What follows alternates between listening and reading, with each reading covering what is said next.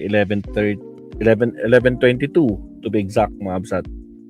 Pero sigurado ko aabot tayo ng madaling araw ng alas 12. Sabihin ko nasa mga 1 hour tong ating live stream or mahigit pa. Let's see na lang anong magiging takbo ng ating live stream. Mega love shoutout sa mga kasama natin dito. Nandito si Ronald Federico, Max Fox de Mesa, shoutout. At saka si Elican del Carmen. At saka sa mga silent viewers natin dyan, shoutout sa inyo. Absat, no? Hindi ko alam kung gising ba o tulog pa iba o let's see kung ano mangyari. Pero ngayon, pag-usapan natin to, ito mga bistado, mga absat, no? Kanina, no?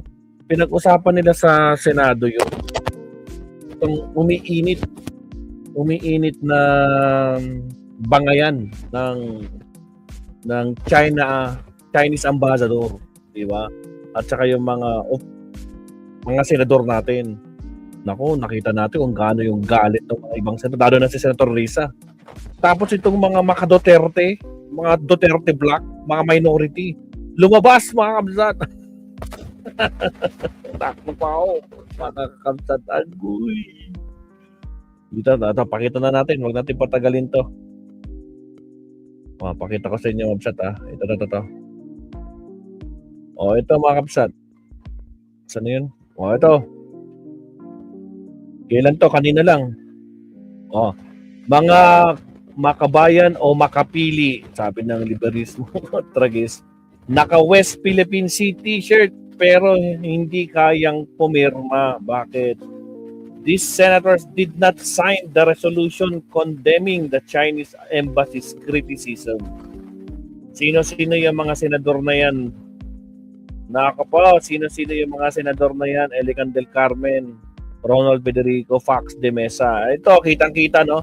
These senators did not sign the resolutions condemning the Chinese embassy's criticism. Nandyan si Bongo, nandyan si Padil Pat, si De La Rosa. Really? Sa bagay, ghost senator to, nawawala, no? Si Villanueva, yan na.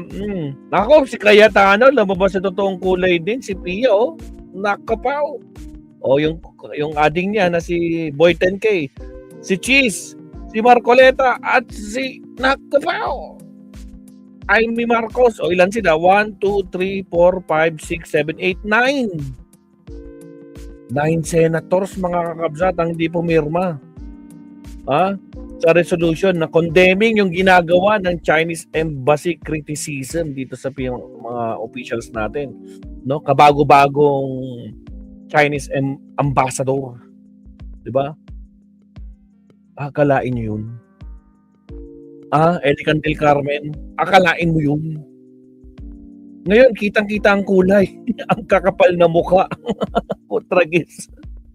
Tapos sasabihin nila, makabayan sila. Alak ng kamote. Sa kabilang banda, sino ba sa kabilang banda naman? Sino to? Ito yung mga senador. Ito. 15 senators condemn, dinala ang China's embassy criticism on the PH official or Philippine officials.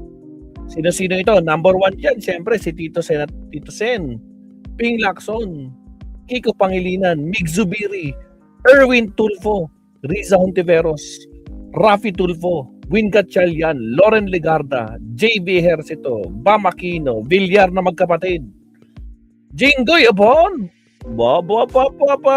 Talaga lang si Jinggoy, dati nasa kabila ka. At Lito Lapid, ilan sila? 15 plus 9, 24. Sakto. Bingo. 9 versus 15, mga kakabsat.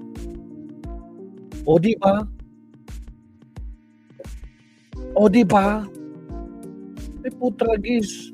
Dito nasusukot ang tunay na paninindigan.